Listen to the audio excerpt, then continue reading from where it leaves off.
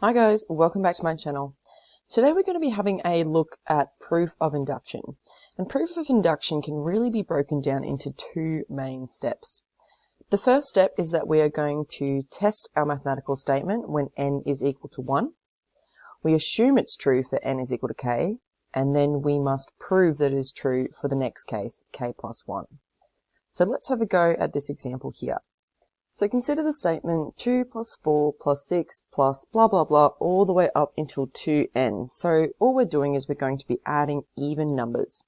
And if we add those even numbers, then they should be equal to n times n plus 1, but n must be greater than or equal to 1. So here we have our specified domain of n greater than or equal to 1. So to test the first case, n is going to be equal to 1. Sometimes n could be equal to 0 if the first case, if this number here was a 0 instead. So let's jump in, let's have a go. So if the statement is true, this means that the left-hand side is just going to have the first value, which is 2. So this is my first value here. And that should be equal to 1, 1 plus 1. And that is true. So it is true for the first case. So when we write that it's true for the first case, all we're going to do is we're just going to write a statement. So true for n equals 1. Okay, so this question here is actually asking us to find the first three possible values of n. I'm not actually going to do that. I'm just interested in the process of induction. Okay, so let's have a look at this second question here now.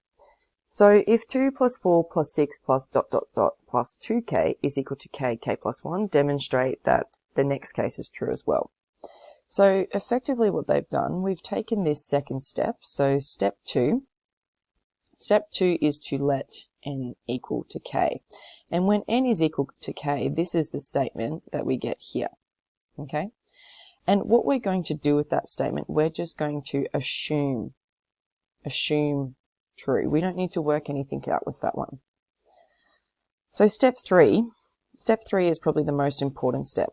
So this is the following case. So if this case is true, and we can show that this case is true, then that must mean that the whole statement is true. Okay, so for the third step, we're going to let n equal k plus 1. All right, so to do that, let's substitute in our values. So this is going to be 2 plus 4 plus 6 plus dot dot dot plus 2k plus 2k plus 1. Okay, so all I've done there is I've substituted in k plus 1. And effectively, the rest of this information here, so all of this information here, that is actually going to be equal to this here. Okay, so what I'm going to do, since this is equal to this, I'm going to substitute k plus 1 into here. Okay, so we get k plus 1 plus 2 k plus 1. Alright, so I'm going to leave it there for the left-hand side. Now on the right-hand side, so substituting k plus 1 into here, we get k plus 1 multiplied by k plus 1 plus 1. Alright, so now all we need to do is we just need to expand and simplify, and once we've expanded and simplified, we should find that the left-hand side is equal to the right-hand side. And if that's the case, then that means that this is being proven true by mathematical induction. So simplifying here, I have k plus 1 times by k plus 2. And we can simplify on this side as well, actually, because look, we've got this common factor k plus 1. So if we take that common factor k plus 1 out the front, then we're going to be left over with k plus 2. And as you can see here, we have k plus 1 times k plus 2 on the right-hand side as well. So our left-hand side is equal to our right-hand side. All right, so we were able to show that the statement was true when n is equal to 1. We assumed it was true when n was equal to k, and we've been able to prove that it's true for n equals k plus 1, assuming that the previous case is true as well. So what we're going to do now is we are going to write a statement of induction. As the statement is true for n is equal to 1, and the statement is true for n equals k plus 1, that is assuming that n equal k is true, then the statement is true by induction for our specified domain. Okay, so those are our three basic steps of proof by induction. So I'm going to go through another example now. So here we have a slightly different statement, or a slightly different notation is used. So when we have this sum of symbol at the front, what that means is we're going to be adding up each of the individual cases. So it's actually a fairly similar statement to the previous statement, it's just written in a slightly different way. So if I was going to write this statement out the long way, I would write this as 2 to the power of 1 take 1 plus 2 to the power of 2 take 1 plus 2 to the power of 3 take 1, continuing all the way up until we reach our value of n. So that's all that this statement means here. And when we do that, that should be equal to our right-hand side here, 2 to the power of n take 1. Okay, so let's start our inductive reasoning process. So with this, what we're going to do for step 1, we're going to test our first case. Now, in this case, they don't specify a domain, so I'm going to just assume that n is equal to 1. Alright, so what that means is then we're just looking at this first case here. So this should be 2 to the power of 1 take 1 should be equal to 2 to the power of 1 take 1. Alright, well, 2 to the power of 1 take 1 is 1. 2 to the power of 1 is 2. Take 1 is 1. So there you go. So it is true for n is equal to 1. Alright, so step 2 now. So step 2, we actually aren't really taking any steps here. What we're doing is we're just assuming that n equals k is true. And all we're going to do is wherever we see an n, we're going to substitute in a k. Alright, so I filled in that value from before, and all I've really done is I've just replaced that n with a k. When we're writing this notation, remember, this is exactly the same as this information here, okay, except I'm replacing this information with a k. So if I was to write step 3 now, so step 3, we're testing the next case. So step 3, we're going to let n equal k plus 1.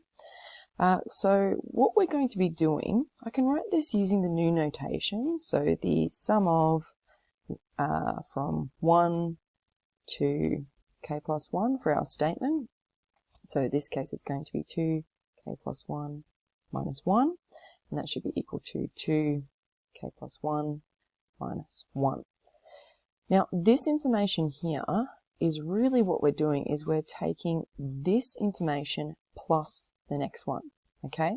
So effectively, since this information here and this information here is the same, for this next case, what we're doing, we're going to be doing from the sum of r equals 1 to k of 2k take 1 plus the next case in this series. So the next case in this series, we're going to add another one here, so that's going to be 2 to the power of k. So that becomes my left-hand side now. Alright, and then that should be equal to 2 to the power of k plus 1 minus 1. So now we're going to go ahead and we're going to prove that the left-hand side is equal to the right-hand side.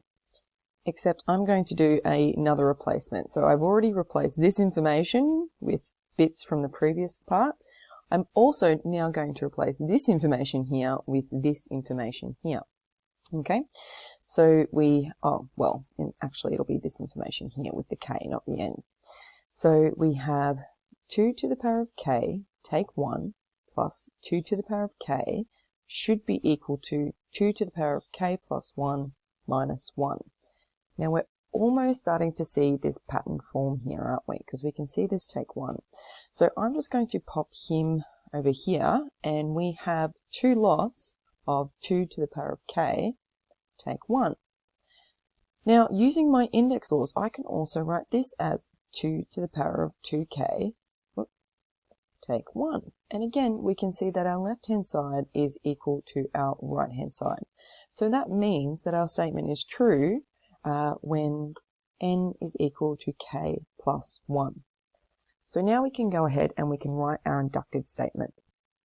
So as the statement was true for n is equal to 1 and true for n is equal to k plus 1, assuming that this statement is true, then the statement is true by induction. And in this case, they don't actually give us a domain, so I'm just going to leave it at that. Alright, so to summarize proof by induction, there are 3 steps, but really technically only 2. So the first step, we test the first case. The second step, we assume that any case or the k case is true.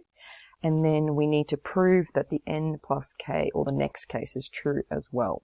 So quite a lot of algebra that's involved in this, but what I would try to do is I would try to basically to substitute in and replace from previous steps as a way of simplifying the statements that you have.